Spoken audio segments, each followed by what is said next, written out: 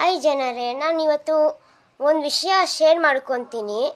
ನನಗೆ Appu sir song ಹಾಡೋಕ್ಕೆ ಬರಲ್ಲ ಅಂತ ಹೇಳ್ತಿದ್ದಾರಲ್ವ, ನಾನು ಅಪ್ಪು ಸರ್ ಅಭಿಮಾನಿ ಅಲ್ಲ ಅಂತ ಹೇಳ್ತಿದ್ದಾರಲ್ವ.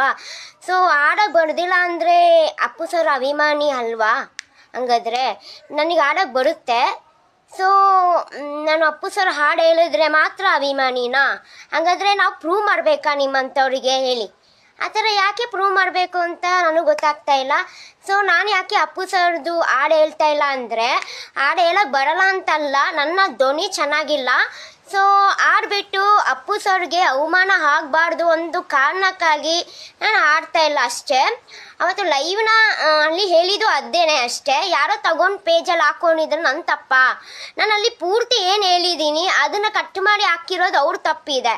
ಸೊ ನನ್ನ ಬಗ್ಗೆ ಕೆಟ್ಟದಾಗಿ ತಗೊಂಡ್ರೆ ನನ್ನ ತಪ್ಪ. ಸೊ ನಿಮಗೇನು ಇವಾಗ ಹಾಡಿ ಪ್ರೂವ್ ಮಾಡಬೇಕಾ ಹೇಳಿ? ಅಂಥ ಕೆಲಸನೂ ಮಾಡಬೇಕಾ ನಾವು? ಅದು ಮಾಡ್ತೀನಿ, ನಮ್ಗೆ ಅದೇನು ದೊಡ್ಡದಲ್ಲ. ಯಾಕೆಂದರೆ ನಾನು ಅಪ್ಪು ಸರ್ ಹೆಸರು ಹಾಳು ಮಾಡ್ತಾಯಿದ್ದೀನಿ ಅಂತ ಹೇಳೋರ್ಗೂ ಹೇಳ್ತಾ ಇದ್ದೀನಿ. ನಾನು ಅಪ್ಪು ಸರ್ ಅಭಿಮಾನಿ ಅಲ್ಲ ಅಂತ ಹೇಳೋರ್ಗೂ ಹೇಳ್ತಾ ಇದ್ದೀನಿ ಅಷ್ಟೇ. ಏನಂತೀರಾ?